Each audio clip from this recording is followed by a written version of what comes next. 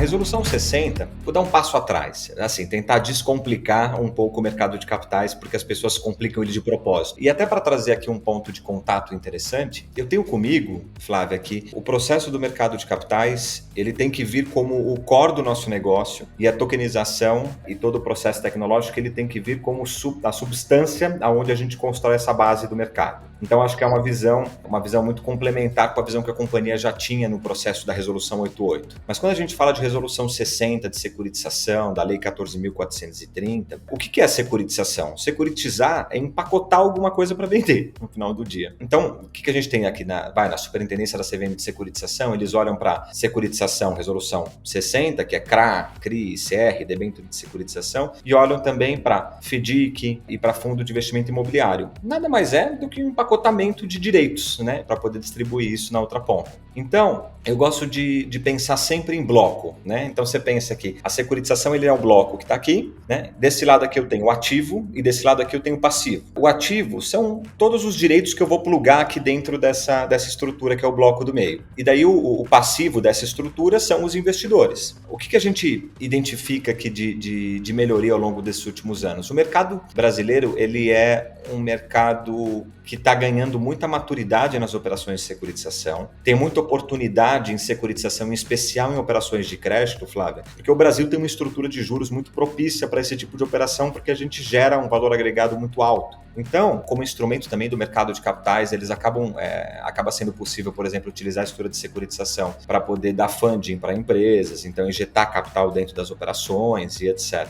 Então, quando a gente começou a olhar para a Resolução 60, e aqui eu digo o mercado, né, até para a Lei 14.430, o que a gente viu foi uma tentativa muito acertada, na minha visão, da CVM de trazer segurança jurídica para um processo que já acontecia no ambiente não regulado. Então, antigamente, a gente tinha as factorings que viravam aquelas securitizadoras não reguladas, e depois, com a Resolução 60, a gente teve a oportunidade de criar securitizadoras que são de fato registradas. Não criar, mas foi um marco regulatório importante na edificação dessas securitizadoras registradas. Então, basicamente, o que a gente tem aqui, né, como princípio norteador da regulamentação da CVM? A proteção do investidor, a proteção do mercado como um todo, e robustecer um processo que ele não era um processo robusto porque não tinha regulamentação. Eu sempre brinco com as pessoas quando elas falam, eu quero encontrar uma forma aqui de fugir da regulamentação. Eu falo, cara, é o caminho inverso, entendeu? Procura a regulamentação, porque é muito mais seguro você ficar dentro da regulamentação do que você ficar fora dela. Porque você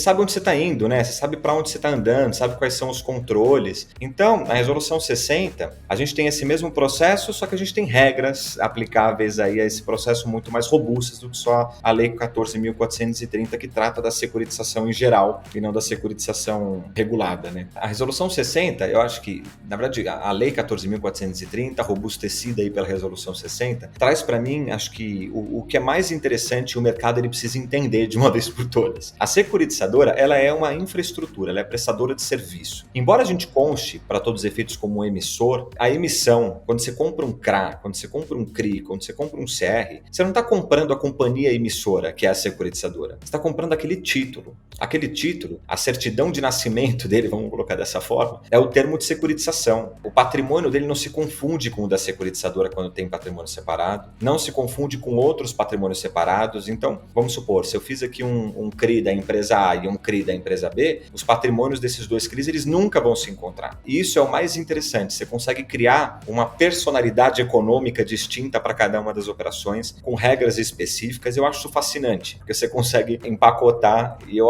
falo fascinante porque assim, eu sou apaixonado por estruturação de operações, é o que eu gosto de fazer, e eu acho fascinante você conseguir colocar regras específicas para aquela operação que faz sentido para aquele investidor, para aquele tipo de investidor dentro de uma operação, e fazer as coisas tailor-made, né, build to suit, assim, é uma delícia, porque a gente só gera valor no mercado quando todo mundo sai ganhando. Então a gente tem a condição como prestador de serviço e como infraestrutura de fazer tanto o tomador, né, que é a pessoa que está recebendo esse crédito, que está antecipando esses recebíveis, por exemplo, atender uma necessidade de caixa dela, quanto o investidor na outra ponta receber uma rentabilidade justa em relação a uma operação que gera muito spread e que hoje na economia, vamos colocar assim, menos disruptiva, vamos colocar dessa forma, esse spread acaba sendo retido pelas instituições e não são repassados para os investidores. Então aqui a gente tem uma oportunidade também de gerar uma maior eficiência dessas operações, né?